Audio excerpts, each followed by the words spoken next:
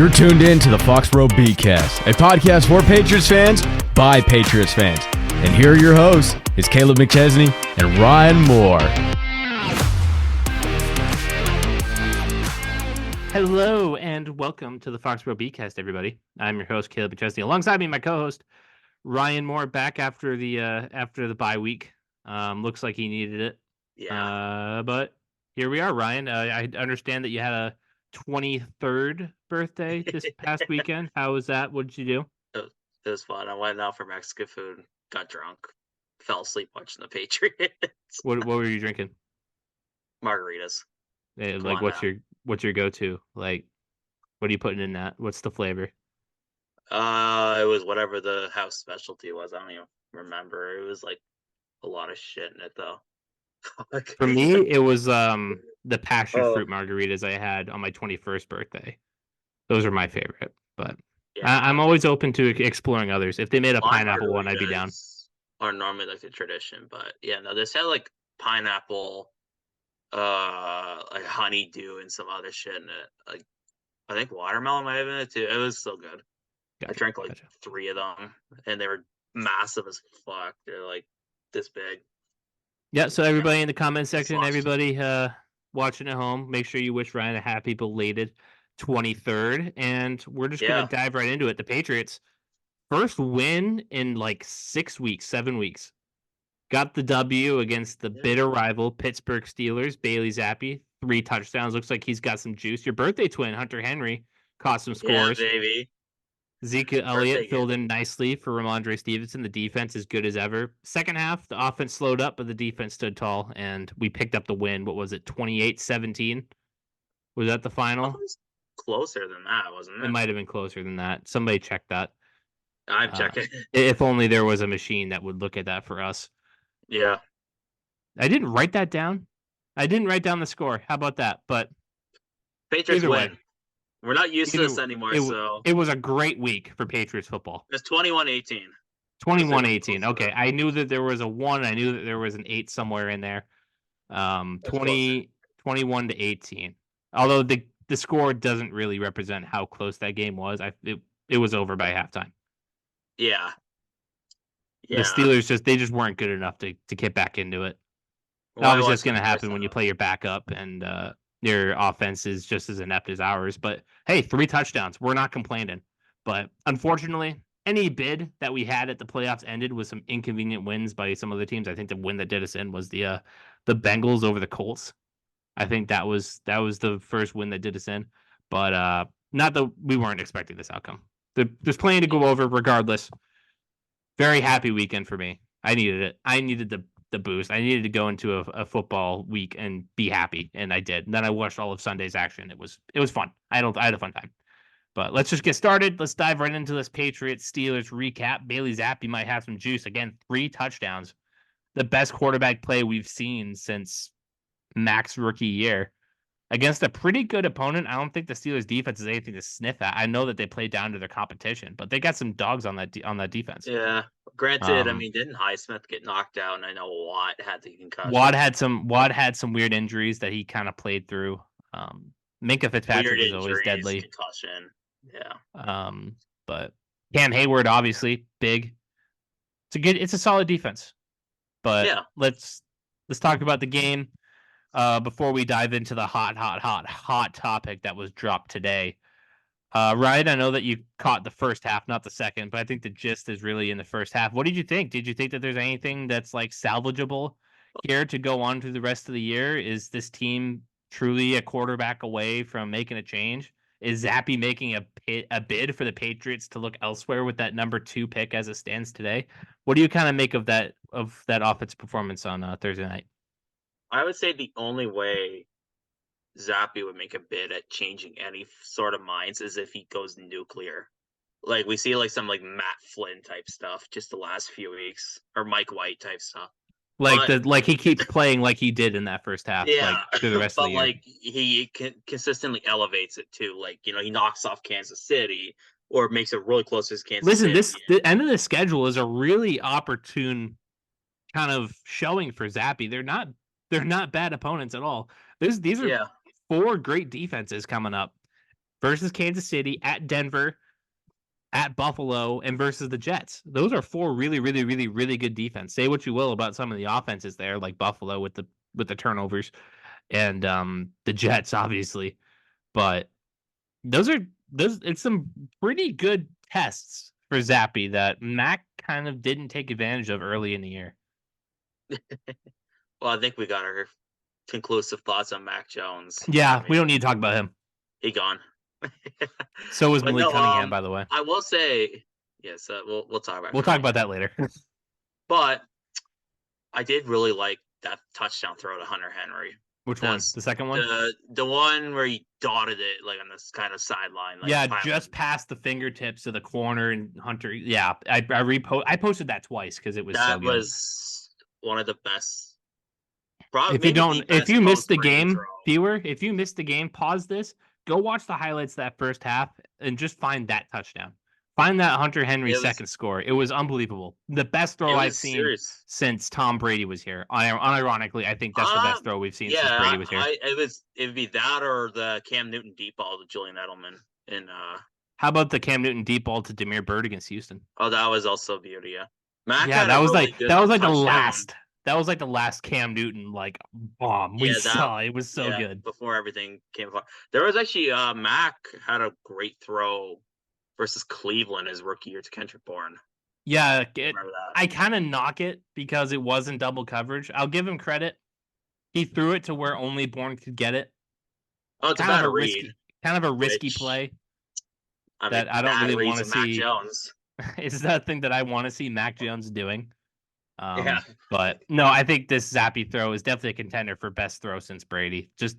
It was very reminiscent of that Kembrell Tompkins throw. Not as pinpoint back of the corner of the end zone, but it was pretty good. It's a legit NFL caliber throw. And I'll be honest, I didn't think Zappy is capable of that. Watching him. We came into this game just being like, all right, fine, Bailey Zappy, whatever. It's not Mac Jones, which is all we asked for. I'll give Zappy this one thing that I think he has over Mac. I don't know if he really should be an NFL starter. I don't. Probably not. He's a good. You need him for 4 games. He'll fill in. Keenum. That was my pro comp for him. I thought he could be a Case Keenum. That's exactly what he is. But what I will say, that I give credit to Bailey Zappy for is I think guys rally around him better. They like confidence. Yeah. Listen, the confidence comes with I remember in the Colts game when they put him in the final drive and he tried to do a fake spike and just sailed it. I was like, holy shit, Bailey, what are you doing? But I do think that he does have a lot of moxie, confidence, whatever you want to. I don't know if his arm can consistently do the kind of things that you need to see from an NFL starting quarterback. However, I do think, I was much lower on Bailey Zappy, but after this game, I'm a little bit higher on him than I thought I'd be. No, for sure. I think he's got a little bit of juice. All we did coming into this game was just asking him to just be different. And throw a forward pass is all I asked. Remember when your was it Chargers show? Yeah, probably. Throw a forward pass. It was an aggressive offensive play call game too. I felt like we hadn't seen that playbook open up, which brought me to a point that I said on Sunday in our group chat that maybe Mac he was too soft. He wasn't confident enough to make those aggressive throws, and that's why the playbook was open more.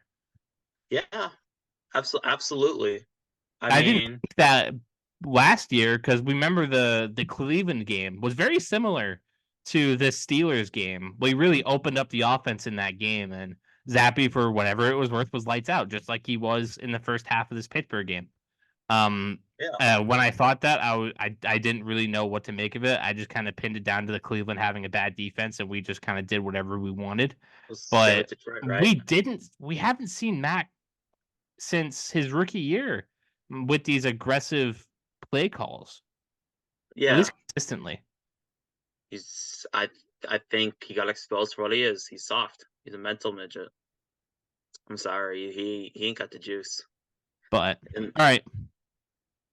So Zappy very much impressed us. Okay, go. I got one more point quickly. I don't know when we were doing it, when we did the keep, trade, or cut segment. That might have been the week before. It might have been the week before your yeah. If I said move on from Hunter Henry, I lied. Oh yeah, no, for sure. We just need to use him. That's the problem. He's still a good player, and I know he'll be 29. Like, he turned 29 actually. Maybe pick between him and Mike Gesicki. Give me Hunter Henry every time. Reliable. Yeah.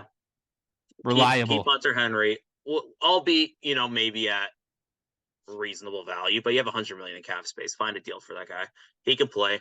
Another guy, and this is the last guy I want to give credit to, because we all thought signing him is kind of, is he washed? Is he not? He's a big name.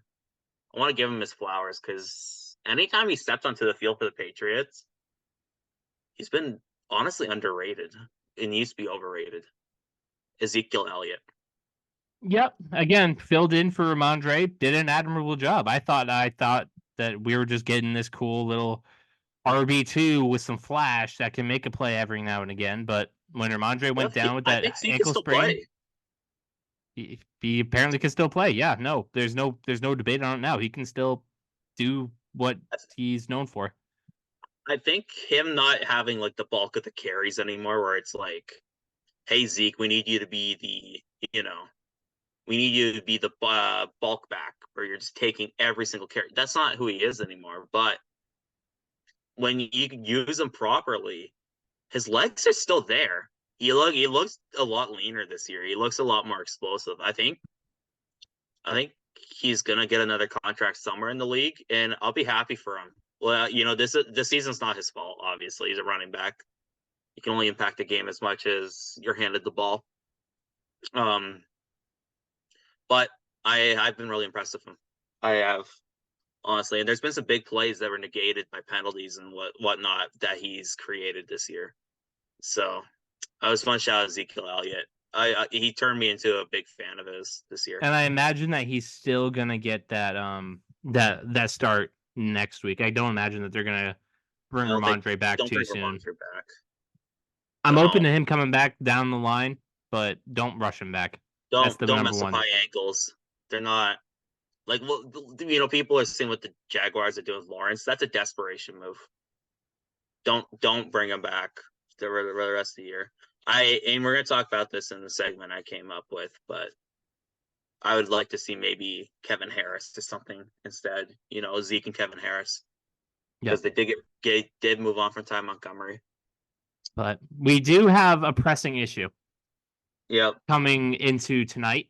I'm glad that we waited until tonight to record this. Tom Curran, NBC Sports Boston, obviously big name, big name. Everybody knows him who's in with the Patriots.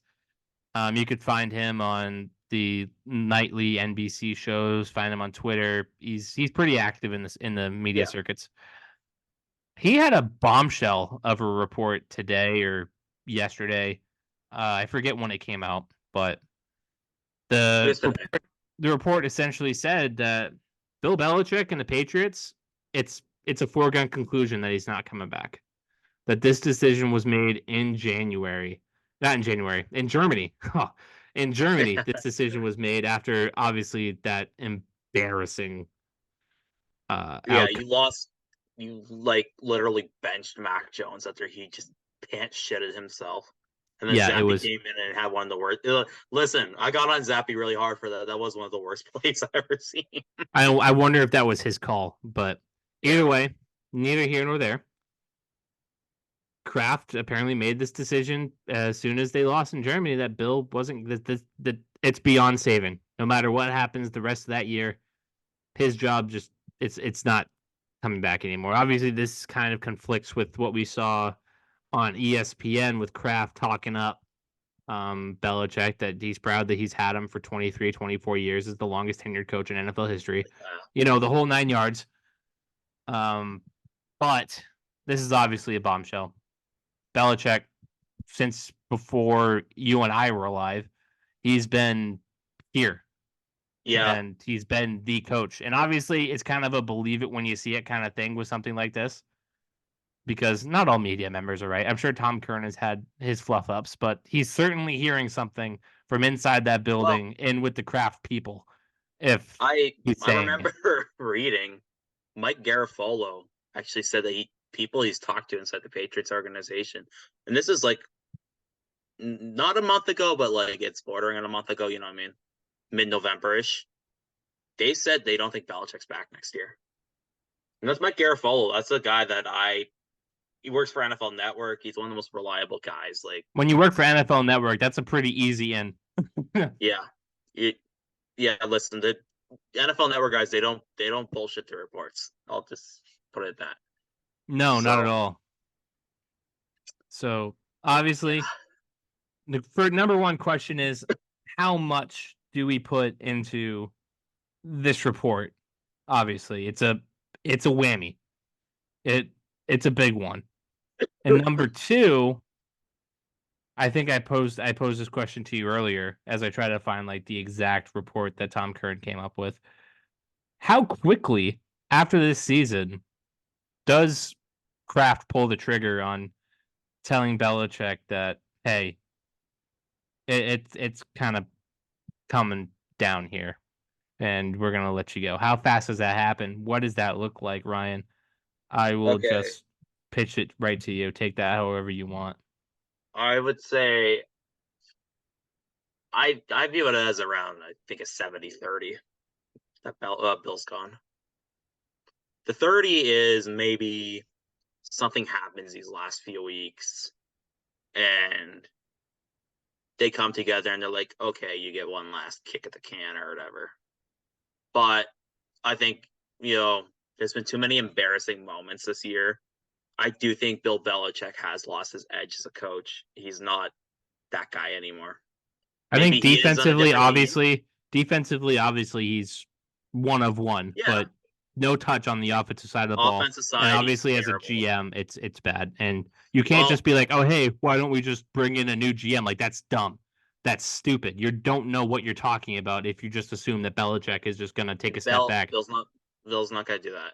But I do have the quote that Tom Curran had on Arbella. Well, all right. If you want me to read it. Yeah, you can read it quickly. Yeah, so Tom Curran on the show, Arbella's night edition or late night edition. It's an NBC Sports Boston show.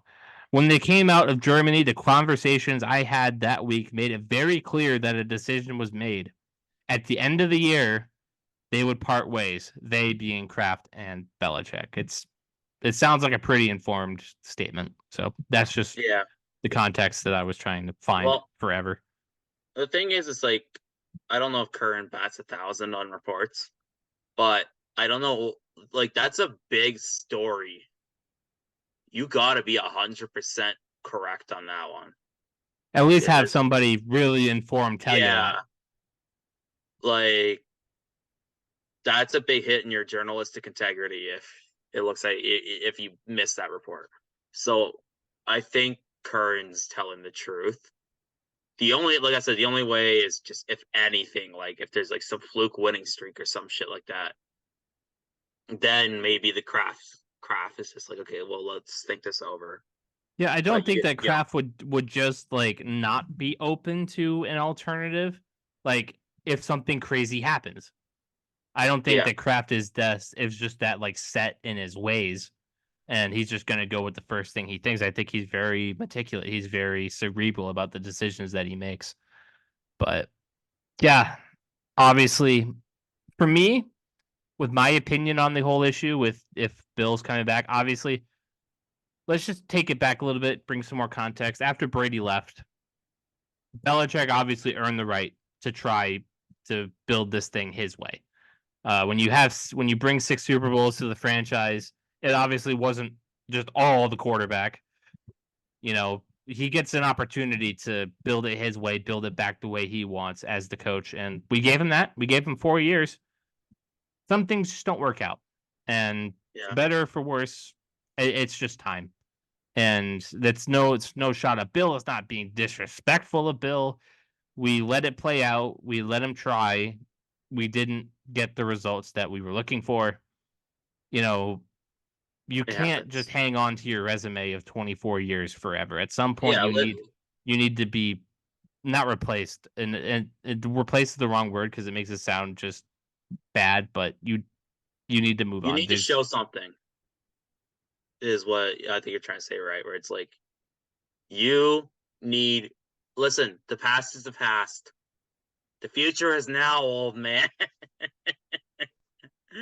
But that's the unfortunate truth with Belichick, man, is he's just not that guy anymore. And I was gonna bring it up before you told me the exact quote. I think with the way the locker room's been handled, I think the guys like Belichick, which, believe it or not, I do think players like Belichick. Well, yeah, no, you could just point right to the Jabril Peppers quote after the Thursday night win. They wanted to win it for Belichick because they didn't like how fans and media were talking about him. But then you see like clips get leaked. Like, speaking of Jabril Peppers, who I've been a very big Jabril Peppers defender on this show. I love advocate is a better word. Advocate, yeah. He said post game after the Giants game, "You're lucky we asked." And then I sent this to Kaleb today, and this is from Trent Brown, who's been a guy I have not been a fan of. Oh yeah, neither of us have been big advocates of Trent. Malik Cunningham gets signed by the Ravens, which that's honestly a blunder. I would have preferred him to be on the roster. And people will be like, "Oh, why are we getting this much of a fuss about an undrafted free agent?" All that shit. Obviously, you haven't been reading our comment section. People were pissed about this. It's Twitter is a different story. Okay. Listen, I wanted to see Malik Cunningham at least get a chance because, like I said with Zappy, I don't know about Zappy still. He had a little bit of juice. He showed a lot of great, but that's one game. What I want to see, is a guy like Malik Cunningham who's athletic get a chance. Maybe make some plays. The big issue with that is we spent all training camp working him at wide receiver. Which is he didn't get a ton of reps at quarterback in the training camp in preseason. That's a big issue. You weren't going to get him at quarterback permanently. He didn't look good at receiver at all. And it's not like a Julian Edelman situation. Not everybody can do that. Not everybody can do that. Yeah, play him at QB, man. Like, what's the worst case scenario? Which is what the Ravens are going to do. Yeah, like what's the worst case? He sucks. Okay, he's just like the other quarterbacks we have.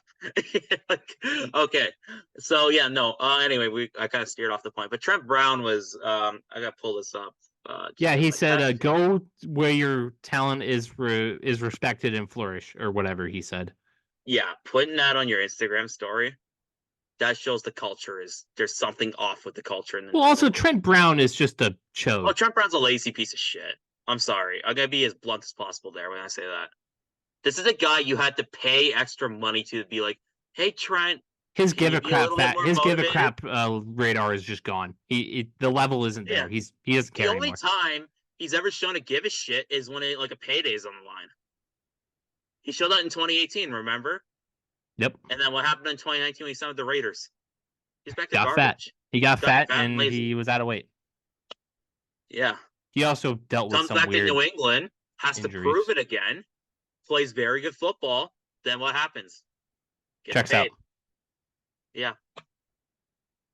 So obviously Trent Brown, not the greatest showing, but I felt like there was somebody else on the roster who said something about Malik going. It might have been. Well, there are a lot of guys. There's like Judon. There's Tyquan Thornton. Yeah, Thornton said something weird too. I remember. I forget what he said. If you want to pull up, that's another player I'm just out on. Yeah, but Thornton's problem isn't attitude like Trent Brown. Like Thornton is probably a better gauge on what the locker room feels like than Trent Brown. Yeah, because Trent Brown is just on his own island doing Trent Brown things.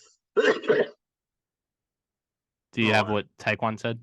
Oh, yeah, I'm just looking through Twitter. I'm trying to find it. You can just go to his Instagram story. It's a lot easier. Well, I'm trying because there are multiple players. Yeah, here it is. Okay. All right. Mac Wilson was like happy and sad at the same time. Love you, little bro. Blah blah blah blah blah. A lot of people, obviously wanting to see Malik Cunningham. No.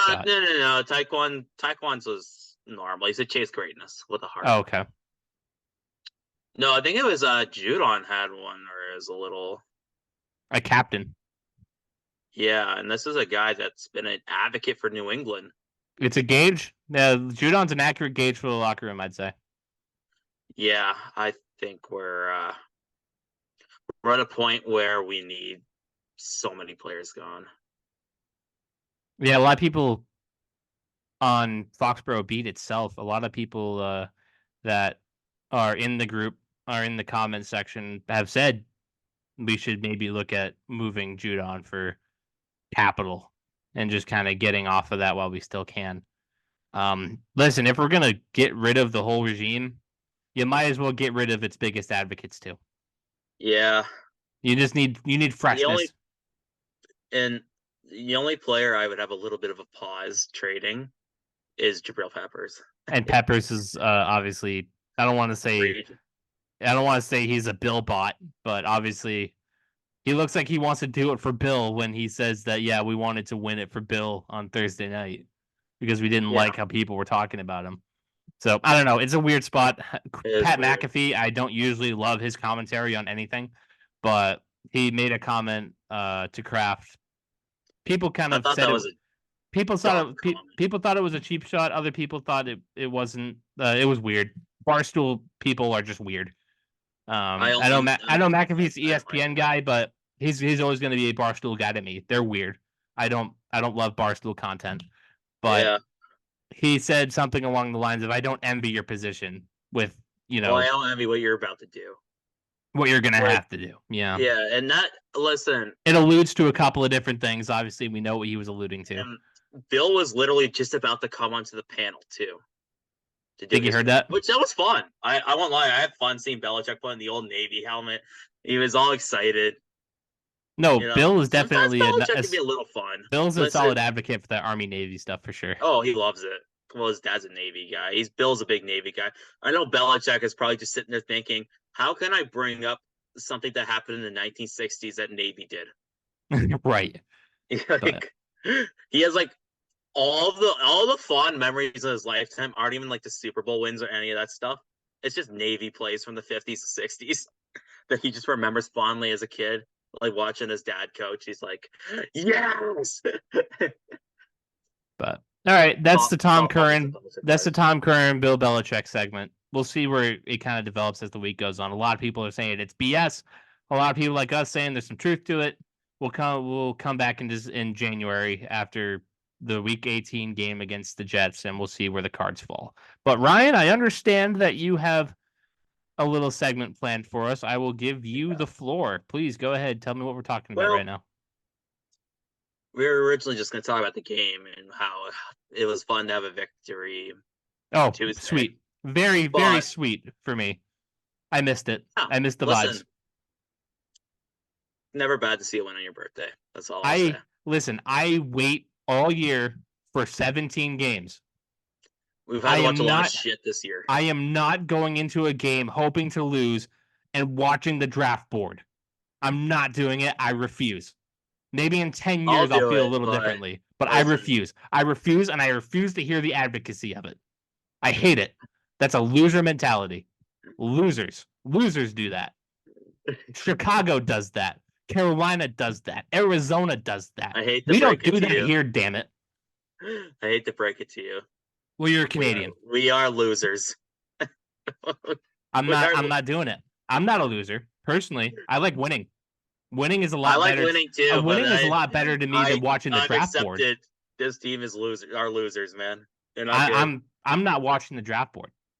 The Patriots are still winners in my mind. 6 Super Bowls in my lifetime. Well, one before my lifetime. Yeah. But it was like a month away. I was basically alive if you ask some people. It was we're not a loser franchise. We want to win. Kraft wants to win. Kraft isn't a loser owner. We're a loser franchise. Okay, and then you got Kraft. The Bledsoe years weren't bad. They were mid, but they weren't bad. Yep. Belichick comes in here. Brady comes in here. We win games. And then now it's bad. We win games. I'm not here to cheer for the draft board and lose. I'm sorry. I'm not doing it. I refuse. Absolutely refuse. I'm not hearing the case. Ask me again in 5 years when maybe I'm lulled to sleep by this team and then I'm just watching something else. Foxboro Beat turns into something else. NASCAR Beat. NASCAR beat, absolutely. You don't think I won't turn this into Alex Bowman beat? I'm hijacking the page and making a Blue Jackets beat. Yeah, okay. Honestly, that's a solid April Fool's thing that we could do, but we would lose a lot. We would lose a lot. But all right, Ryan, I hijacked your segment to bitch about people that want to lose. So go ahead. Well, okay. Well, we got eliminated from the playoffs. That put a damper on the fun. A little bit. Well, but reality hits. Unfortunately, you have a little bit of fun, and it's like it's like the weekend, right? You have fun on the weekend, and then Monday comes around, you're back at work, and then life hits you again. Well, I want to talk about the potential of embracing a youth movement these last few weeks of the year. Because while I know you say, play to win and all that stuff. No, I support the players and shooting the tank in the foot. Players will never tank. Coaches will never tank. Coaches will never tank either. But it would be nice, and this is my thought, it would be nice for the Patriots to embrace a youth movement. That I'm not against. Pitch it. So, essentially, any veteran out there that has been kind of underperforming, or, for example, Devontae Parker, Juju Smith, I mean, maybe keep Tyquan Thornton out there, just see if he can do anything of note. God, he's so frustrating. He's basically shittier Dobson, and Dobson wasn't good enough already. He's Dobson, but if you took away his athleticism. And it's fucked up because Tyquan Thornton was supposed to be the biggest freak athlete, one of No, the he's just fast. He's a track star. I said it when we drafted him. I didn't like that pick. I sold myself on it. I'm looking Dude, back. You sell yourself on every Pats pick. I could. You do. You draft me. Draft me and be dating back to Sony Michel. You have been. Man, I sold myself on Jordan Richards. Okay. Oh. I am. Listen, I wasn't too football IQ when Jordan Richards was drafted, but I knew when we drafted Sony Michel in the first round that wasn't going to make a second contract. It wasn't going to happen. Sony Michel wasn't even the good running back on Georgia that year. I'm a natural optimist at heart. Listen, people will see me rip on shit on the Patriots. I'm actually a natural optimist at heart. I love being biased. What's that make me? You're pessimistic as shit, buddy. Not this year, I'm not. Just on everything else. Every other year, right. All right, keep going. Yeah. I will sell myself on anything, okay? I like being delusional. It's fun. Being delusional is a little bit fun, especially when it's about your sports team. Okay, only about your sports teams. Don't be delusional about other shit, real world shit. Yeah. But being delusional about your sports team, it's why I'm a sports fan. I love it. I love selling myself on shit. Dude, we talked the Patriots team into 10 wins in preseason. Yeah. I talked myself somehow into this fucking receiving room being good. I remember that. Shit. Yeah, it's not stink, stank, and stunk. That's a little harsh. Yeah. So listen, I'm a natural optimist. So here's the thing. I want to see any underachieving vets sit, not get minutes cut because snaps cut, I should say. I've been watching too much hockey lately. Okay. I want to see their snaps get cut. Devontae Parker, I don't want to see him see the field. I want to see Keishon Butte. I want to see, Demario Douglas. I don't know what's going on, but 2 games out with the concussion. I'm sure he still has a little bit of soreness from his neck injury. Yeah, but he should be back. They didn't put him on IR, so I assume that he's coming back.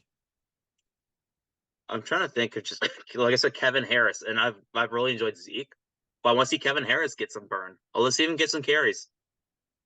I'd rather, what does he have, right?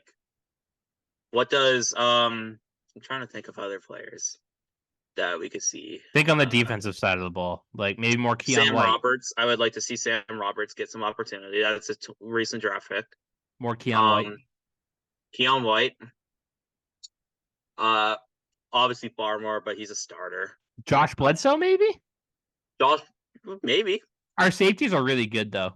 Yeah, no, safety's still fine. I think the problem is we don't know who's going to be back next year. Yeah. Like Kyle Duggar and Josh Uche. Probably. We don't know if they're coming back. I think Duggar might stay because we should have traded Uche, dude. They should have, yeah. Unfortunately, they didn't. That linebacker they got from Philly, Christian Ellis.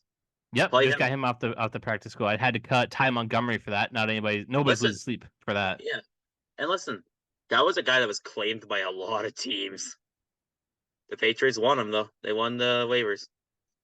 I would hawk down the waiver wire these last couple of weeks. See who's there. See who can make an impact. Did they get rid of JaMychal Hasty, or is he still on the team? He's still here. Yeah, JaMychal Hasty. Let's see what he has. So do you want to see some new faces? I want to just see anybody that is young enough that could be a part of this core in the future, get an opportunity to showcase themselves. Some glorified preseason games to end the year. Yeah, basically, like the last few weeks of the year. And obviously, we're playing some damn good teams. Yeah. Will the Patriots do it? No. Probably not. Should they? Yes. Because you need to see who can actually play football for you. That will be here long term. Devontae Parker, not here long term. I think I think Parker is going to be the first guy gone if Belichick is is relieved. Yeah. I can't wait for that. Trent Brown as well. Bye. Oh man. Look, I'm just trying to think of, because we got rid of a lot of draft picks, man. We do, don't we still have a lot of draft picks this year too? Yeah, I was gonna say play Isaiah Bolden, but remember he had the concussion. Amir Speed, is he still around? I think he got claimed by Indy. Oh, I love that name, Amir Speed. Yeah, no, and he was like supposed to be like a wicked speed demon special teamer. Oh, he goes by his name. Yeah, let's look at our draft picks for 2024. I'm pulling it up right now.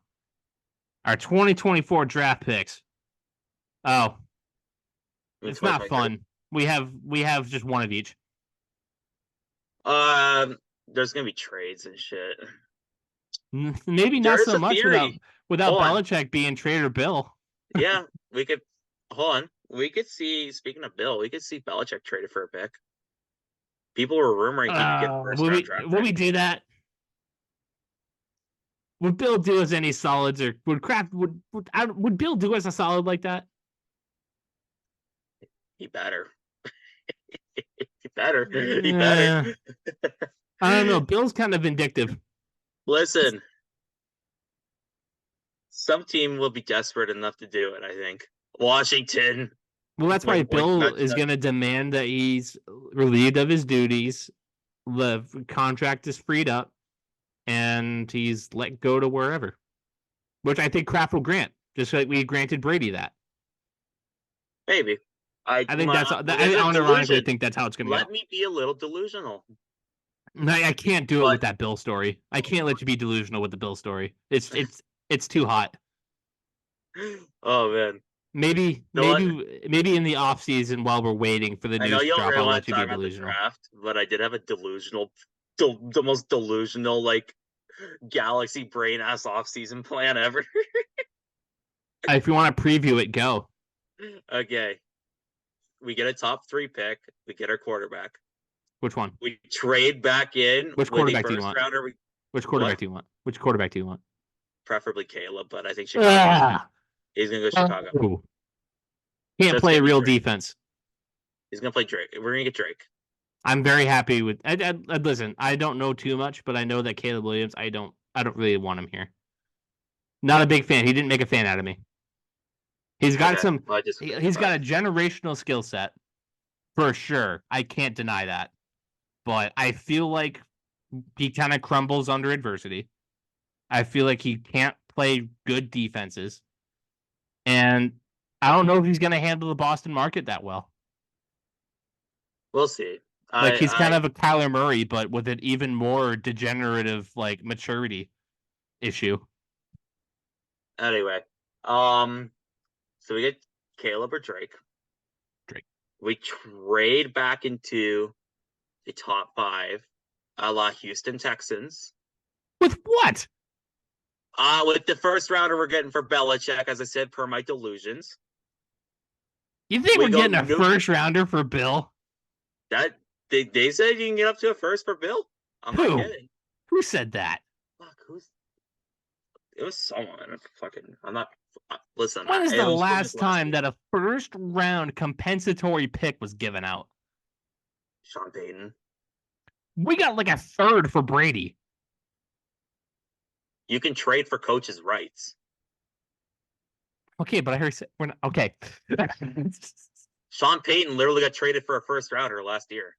Yeah, but that was a trade. I thought we established that Bill's we're getting let go. Bill Belichick to the team of his choice for a first round draft pick.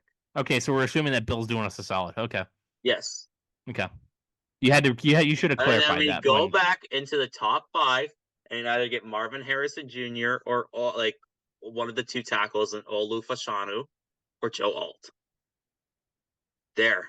You kill 2 birds, 1 stone, and then you have $100 million in cap space. You go throw the bag at T. Higgins. As long as the Bengals don't franchise and trade him. Yeah. Which I don't put past them. Yeah. So that would be my delusional galaxy brain nuclear. That's a Madden offseason. Shit. I mean, that's what we'll call it. Think about it though, the 2017 offseason, remember that? That was like an offseason out of Madden. 2019. Remind me some of the moves that happened. 2017, you mean? Oh, 2017. Okay. What was 2017? Cooks first, Stephon Gilmore, re-signing Hightower, bringing back Butler. They traded picks for like Coney Ealy and like Dwayne Allen and shit. Did we bring Jamie Collins back? No. Oh, that was before the Quinn Trisha years. We brought in Lawrence Guy. Yeah. Yeah, that was a good offseason for Bill. Yeah. Just not a good draft. Because like 3 of those guys didn't make the one guy we got out of that draft was they traded a pick for Mike Gillislee, and I remember being excited about that. Oh, 1 game wonder, Mike Gillislee. That's Mike Gillislee. That's a good name. Good. That's a good name for you guys who play Immaculate Grid. Mike Gillislee.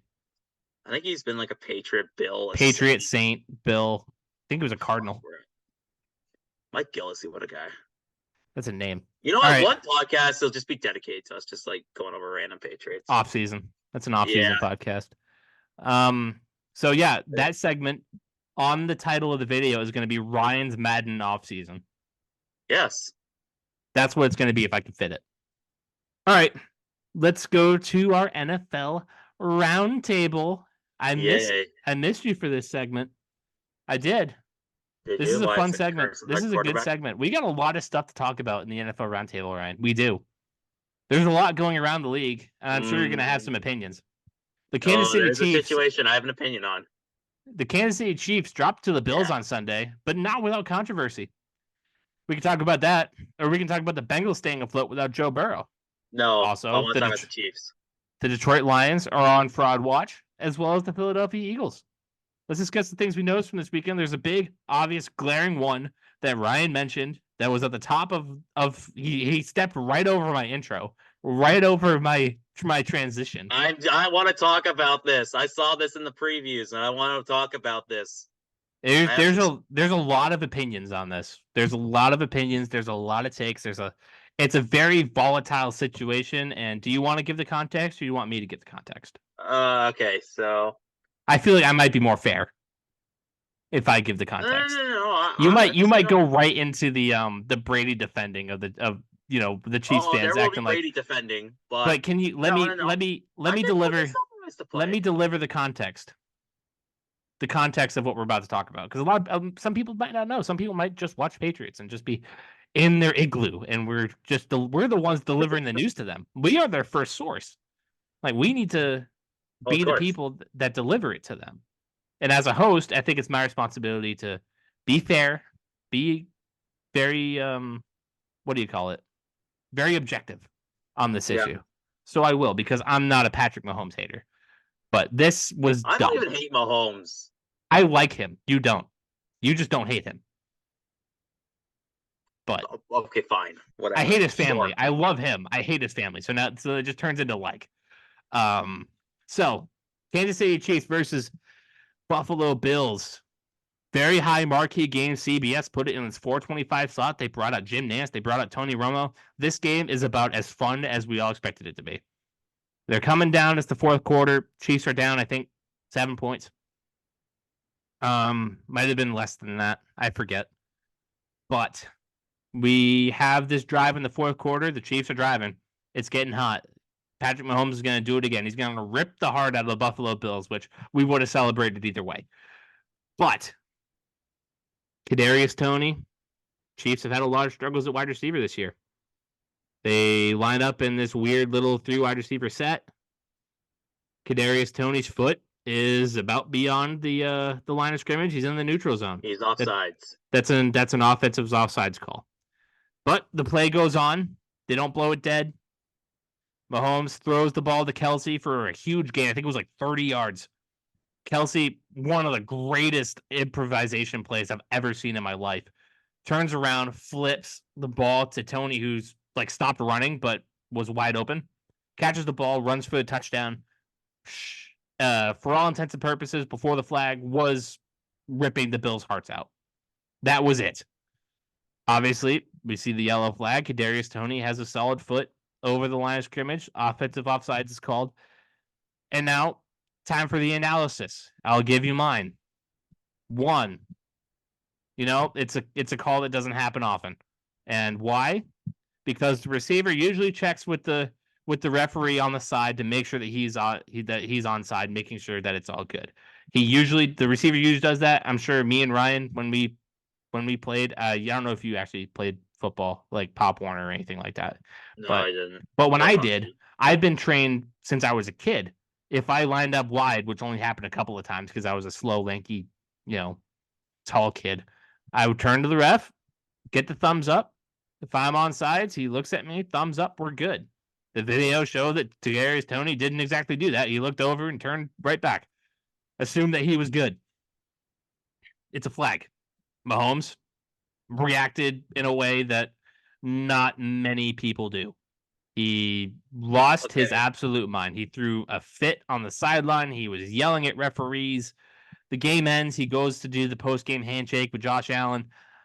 It's kind of a pouty handshake. I can't believe that this was the call. Dumbest call of all time. You know how it goes. And he's complaining and complaining, carrying on. He goes into the press conference, carrying on. Kind of exaggerated the effect of this. It ruined a Hall of Fame play by Travis Kelce. It impacted his Hall of Fame career. Mahomes today or yesterday did walk back his comments saying, yeah, I probably shouldn't have reacted that way. Didn't really apologize for it, but said, I wish I handled it better.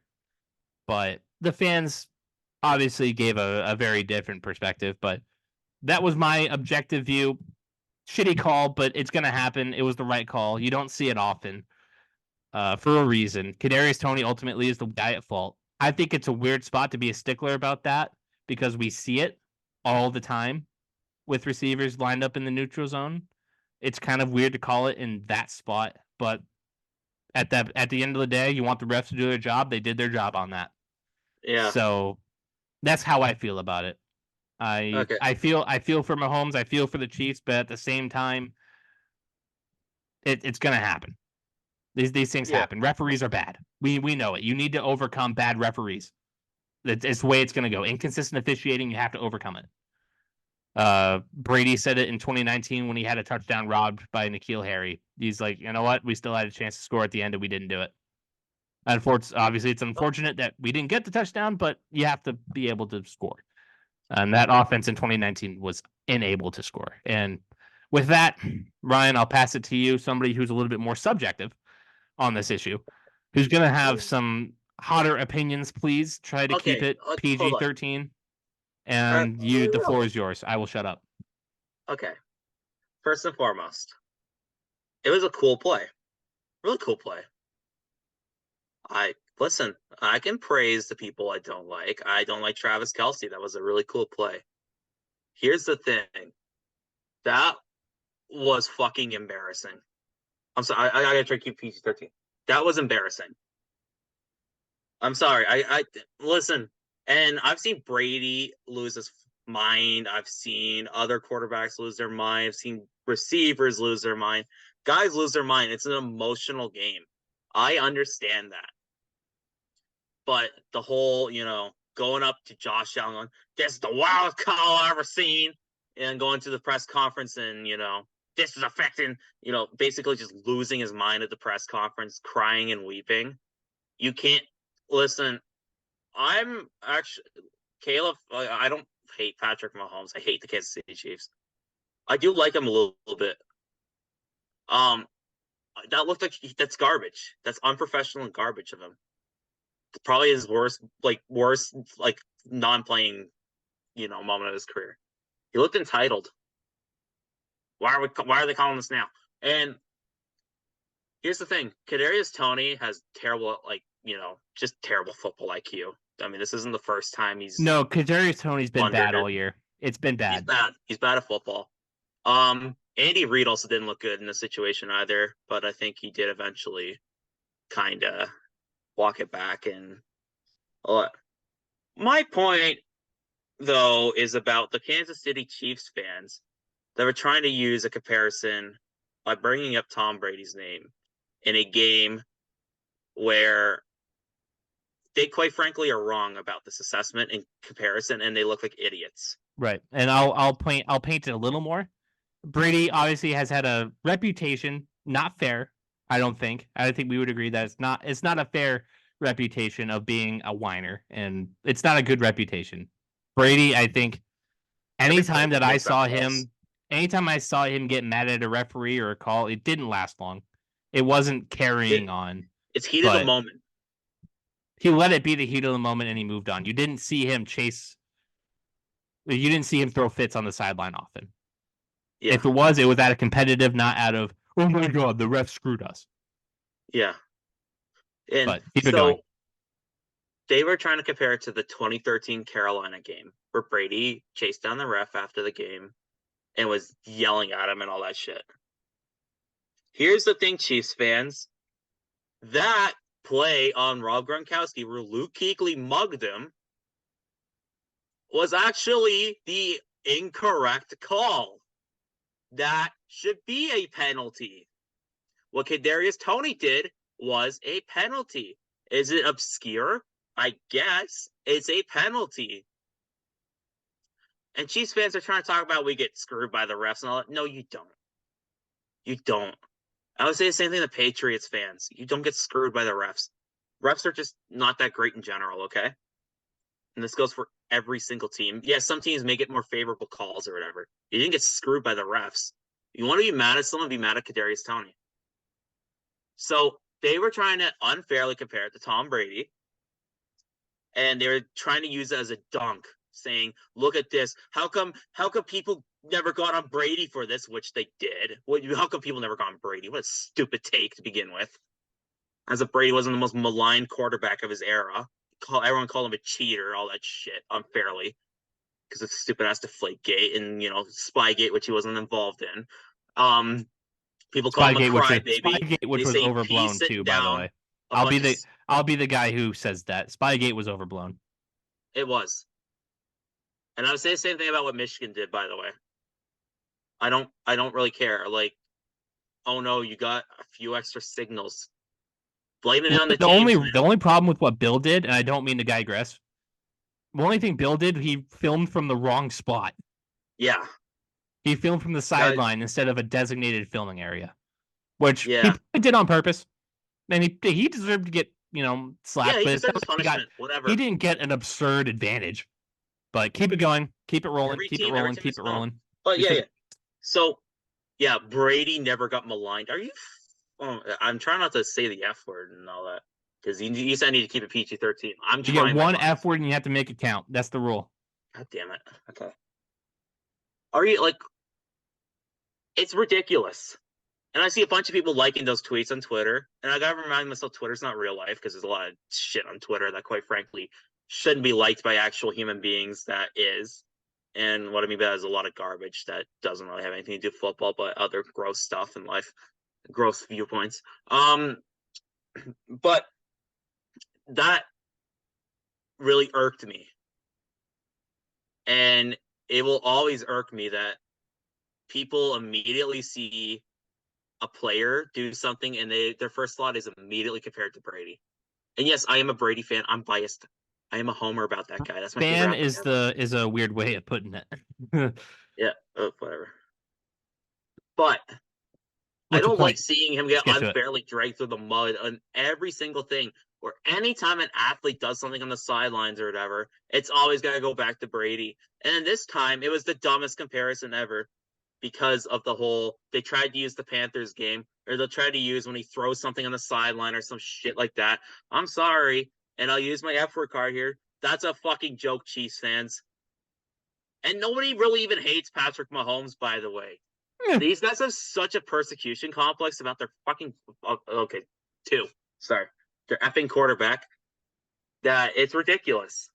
I think that's just Chiefs fans. I think They're league wide, delusional. They're dumb. And I said this years ago, and I think it was out there when they smoked the Patriots on Monday Night Football. I was like, if these guys become dynastic, it's going to become insufferable. Their fans are insufferable. Patriots fans were insufferable too. They are too. I agree. And I'm a Patriots fan telling you that. Bills fans are insufferable too. If they become dynastic, I'll say the same thing. This isn't Mike Felger telling you this. This is two Patriots fans telling you that you guys had your days. Certainly were. You had your days. You hate us because you hate us, stupid ass memes and shit like that. Oh, and like all the corny ass memes and all that, and being obnoxious. And you know what? At one point, I was guilty of being that dumb fuck Patriots. Oh yeah, no, we were 12. We were 12. Yeah, I was a teenager, adolescent, whatever. Yeah. These are grown adults doing this stuff. All right. So, I'm sorry, Chiefs fans, grow up. Grow up. It's like I said, you have to if you can't, you gotta overcome bad officiating. It's gonna happen. Yeah, it happens to everybody. Yeah, I said that too. Like, because people would think like the Patriots get the calls and like, oh well, the Chiefs get the better. Every team out there has gotten the beneficiary of the refs, except for maybe Lions fans. Lions fans, I'll let you guys have it because Lions fans have got screwed by the refs over the years. I'll give you guys that one. Other teams, I don't want to hear you cry about the refs. I really don't. You have no validity. It is the lowest form of sports commentary. It's the lowest form of sports commentary when you blame the refs. And I'll relate it quickly to my favorite sport right now, hockey. Make it quick. Okay. There's a lot of bad reffing out there, and people were getting all defensive because there's a lot of dirty, questionable hits over this weekend in the NHL, and a lot of dirty, questionable plays. Okay? And they're saying, well, the refs don't favor us and all that stuff, and, this is unfair and blah, blah, blah, blah, blah. No. Refs are just bad. They're bad at their job. I'm sorry. I don't mean to denigrate. I don't like denigrating refs because refs are human beings. Listen, it's a thankless job. I think a lot of it is the league not knowing what the hell they're talking about. But... Yeah, and a lot of, like I said, this goes for football, this goes for hockey, this goes for basketball, it goes for baseball. Guys are human beings. They're going to be mistakes. I get that. But we can't just say, like, correct calls are bad now. Because Move on. Your team. Okay, we're done. The new week. All right, rapid fire to close the NFL roundtable. Bengals staying afloat without Joe Burrow. Can they keep it up? Yes or no?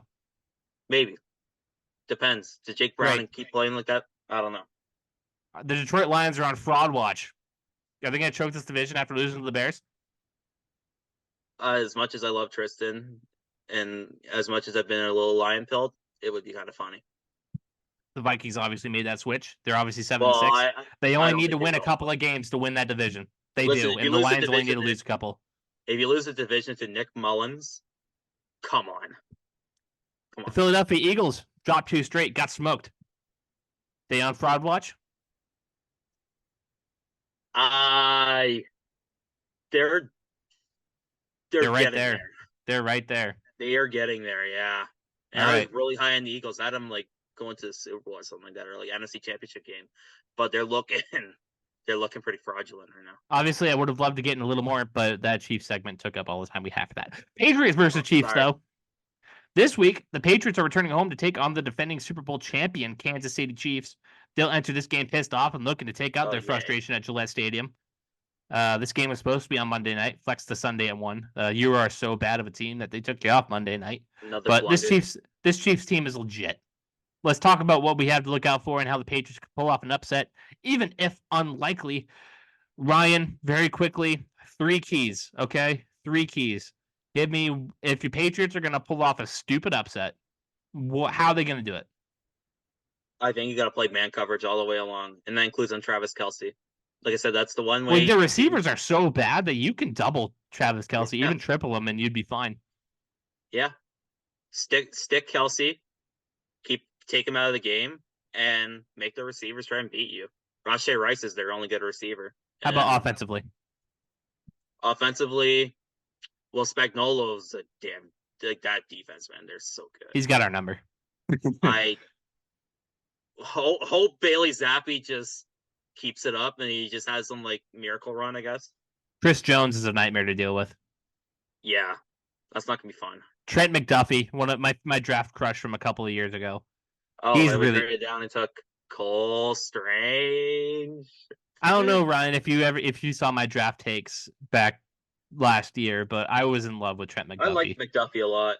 He was my CB1. I remember I loved him. Kyer Elam, but no, I liked McDuffie a lot. He was one of my guys for the Patriots. All right, so we were in the same boat. We both wanted McDuffie. Too bad. It's a shame. Chiefs get him. All right, so offensively, I think you utilize your run game like you did last week. You ran on a really good run defense. You did. Keep it up. And you need to keep doing what you're doing in the passing game. Hunter Henry is a legit weapon. I don't know if the Chiefs secondary has anything. Nick Bolton is going to be tough. It is tough. Nick Bolton is a really good player, but find a way to make it work. Find a way to keep it rolling. I think that's the key. We'll talk about what we think that game's going to happen during our picks. And I don't mean to rush these segments, but we spent a lot of time on that. I had fun. That was the most fun I had this pod. Got a little animated for once. What do you mean animated for once? Jesus Christ, dude. And that's the first time in a couple weeks, man, I've been actually really animated. I won't lie. We'll have to ask the viewers about that. But obviously, we have our Week 15 pick'em. In Week 14, Ryan wasn't here, but he still sent in his picks. I beat Ryan with a score of 9-5. Wasn't even close. But it's a new week. Let's dive right into Week 15. We have a 3-game Saturday night slate, but not before we have Thursday night football. 2 teams with quarterbacks that didn't start Week 1. It's Easton Stick and the Chargers versus Aiden O'Connell and the Raiders. Justin Herbert out for the year. Jimmy G obviously reverted to backup. Raiders team, they're feisty. They lost 3-0 to the Vikings. The Chargers, what did they do last week? They played the Jaguars. Pretty sure they lost. Yeah. So, Ryan, Raiders, Chargers, who wins and why? Hold on. Raiders. Why? Raiders. Yeah, both teams suck. I think the Raiders just got some grit. They got some grit. Yeah. They like to win. The Chargers, they don't know. They don't fire under Antonio Pierce. The Chargers, they're not committed to winning like the way the Raiders are. I'm a big fan of Antonio Pierce. He should get the full-time job after the year. Don't mess it up like they did with Rich Bisaccia. Oh, what a blunder. Up next, Nick Mullins, full-time quarterback for the Minnesota Vikings. They're going to Cincinnati to take on Jake Browning and the Bengals, another backup quarterback matchup. I took Cincinnati. I don't know what to make of Minnesota anymore, especially with Justin Jefferson out again. Give me the Bengals. What about you? Yeah, give me the Bengals, dude. The Vikings are not looking good. Although I am pulling for the Lions choke because that would just be Lions fans say they win a couple games and they think they're the shit, and I hate it. Up next, the Steelers still with Mitch Trubisky. They're going to Indianapolis, take on the weirdly good Indianapolis Colts. I know they lost to the Bengals last week, but the Colts have been pretty damn solid since losing Anthony Richardson. It's weird. It's weird over there. Gardner Minshew's a gamer. I took the Colts. The Steelers after they let us just kind of walk all over them in that first half. The Colts are immensely more talented than we are. I expect them to kind of win in a high scoring matchup. Yeah. Yeah, definitely Colts. Hopefully Jonathan Taylor plays. Up next, the Denver Broncos, red hot. Red hot. They're going to Detroit, take on the Bears, who, like as we said, blundered that game. They go on the Lions. who blundered the game against the Bears. It was bad. Like that was what I expected the Lions to be the last couple of weeks when they were kind of teetering. They kind of finally hit that point where I'm like, this is kind of more what this team is to me. Dan Campbell, not a great head coach, great player coach, great culture setter. He doesn't know what the hell he's doing with the X's and O's. Ben Johnson runs that team, and that offense looks stale. That was bad. That defense is brutal. Give me the Broncos, who are just committed to making the playoffs right now. I'm going to take Denver, too. I got to make you go first. Make sure I'm not influencing these games. Up next, the Bears, coming off of that win. They're going to Cleveland to take on the red-hot Joe Flacco Browns. Ryan, who you got winning this and why? I think Joe Flacco is an elite quarterback. Me too. Therefore, I think it's the Browns, baby. Oh, yeah, for sure. We're going to skip KC and New England. Atlanta at Carolina. Ryan, does the Panthers pick up their first win here? No. I'm pulling for it. I want to see the Panthers win, but yeah. I can't see it. Up next, the Tampa Bay Buccaneers. They're going to Green Bay to take on the Packers, who just lost to Daniel Jones' backup. Is Jordan Love really that much better than Daniel Jones? I don't know. I'm not that committed to that take, but it is in Lambeau. It is against the Bucs. Who you got in this one? For legal purposes involved, give me my dynasty QB. I still feel the love. I don't feel the love. I think he's overrated. I think we gassed him up too early, and this is what happens. He's not a great quarterback. He's an okay one. He's got a little bit of a ceiling. I'd love to have him over Bailey Zappi, Mac Jones, but I don't love what I've seen. I don't love what I've seen out of him. I don't, but I'll take the Packers. I think they're the better team. Up next, the Houston Texans, maybe without CJ Stroud. I don't know what the dealio is over there. We're picking this on Tuesday, by the way, so it's going to look brutal. Yep, and obviously we're not changing it because we're big boys. Houston headed to Nashville to take on the Titans, who pulled off that huge upset against Miami. Vrabel's getting the most out of that team. Who do you get in this one? I'm under the impression Stroud's not playing, so give me Tennessee. I agree. Up next, the AFC East matchup. The Jets are heading to Miami to take on the Finns. Finns looking for a bounce back. The Jets looking to keep that momentum. Maybe give Rodgers an outside chance to come back on Christmas Eve and lead the Jets to the playoffs for the first time since 2010. Yeah, 2010. Yeah. So, Ryan, who you got in this one? Give me the Dolphins. I agree. The Jets defense is good, but I can't rely on Zach Wilson to do that every week. I can't do that. Yeah, come on. I can't. We live in reality. So far, me and Ryan have no disagreements. Up next, the Giants are heading to New Orleans to take on the Saints. I feel bad for anybody who has to watch this game. It's not going to be good. Who you got in this one? Tommy DeVito. You taking Tommy DeVito? I'll take the Saints. I think that they're just a better football team. They got more to play for. Although the Giants are creeping into that playoff contention. They're creeping into that wild card spot. It's not going to be a fun game to watch. I can see this going either way. I'll take the Saints.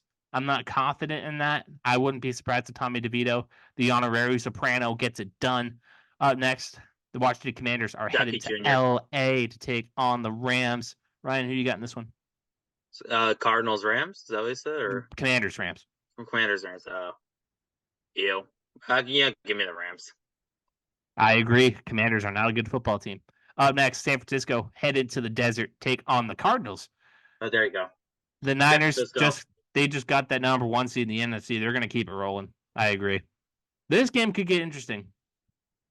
This game, do you believe that the Buffalo Bills have turned the corner? Was that win in Arrowhead legit? Are they a boss team now? Are they going to make the push to win the AFC East again, take it from the Dolphins, make that strong playoff push? Or is Dallas going to come into town and be the real deal? Ryan, who do you got in this? Well, the Cowboys are red hot right now. They are. It's kind of scary. Give me Dallas. I agree. Damn, absolutely no disagreement so far. Well, Giants. None. Oh, that's right. We have one. We have one disagreement. That's going to be the thing that decides it, for sure. Yeah. Up next, the Baltimore Ravens headed to Jacksonville to take on the Jags. The Ravens coming off of that big overtime win against the Rams at home. Not the inspiring performance you want to see out of Baltimore, but they got the job done. Oh, the weather was terrible that game, wasn't it? Yeah, it was ugly. I watched it. Jacksonville, obviously, coming off the loss to Cleveland. They're a team that needs a win. Primetime game. Ryan, who do you got in this? Ravens. I pumped agree. on the Ravens tires all year, so I'm gonna stick. I don't know if they're the best team in football anymore, but they're still top 3.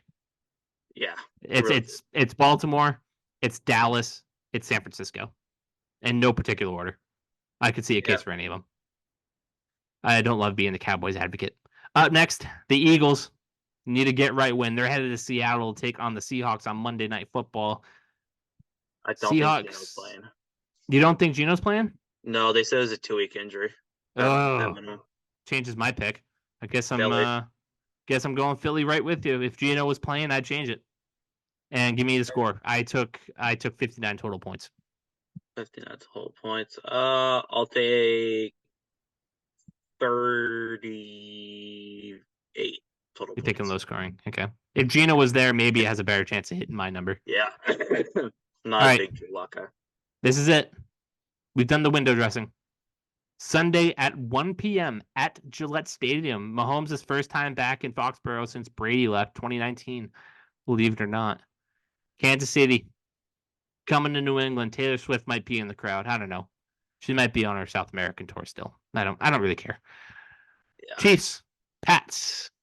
Who do you got it? What's the score? Any optimism?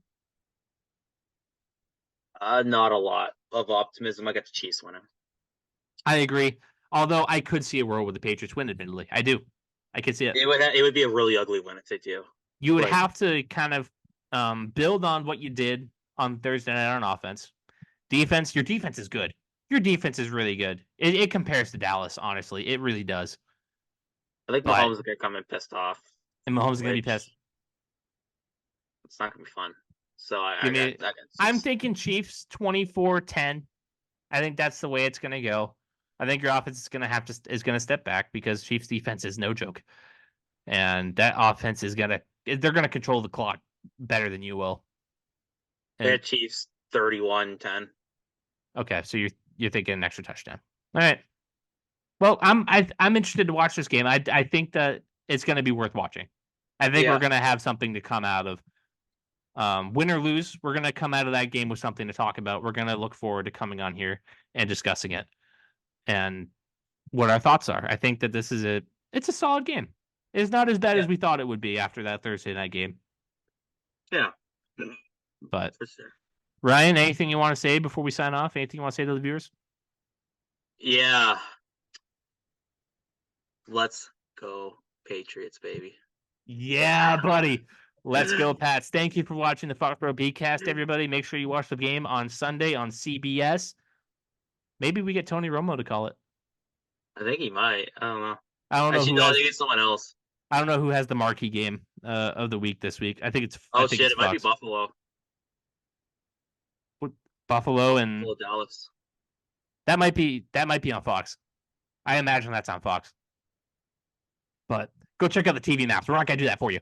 Good luck with your fantasy football playoffs. Good luck with everything that's going to happen this weekend. Make sure you watch the Pats. Make sure you like, subscribe, follow us on Facebook, Twitter, and Instagram. Make sure you comment what we think. This has been a lively episode. Happy to have Ryan back. Happy to be back here. As usual, we'll have next week. We're going to have our boy Braden on next week. BR. Talking some Patriots Broncos for Christmas Eve. Stick around. Thank you for watching. Go Patriots. As said, get that W. We'll see you then. Thanks for tuning in to this edition of the Foxboro BeatCast. Make sure you like and subscribe and follow us on Facebook and Instagram.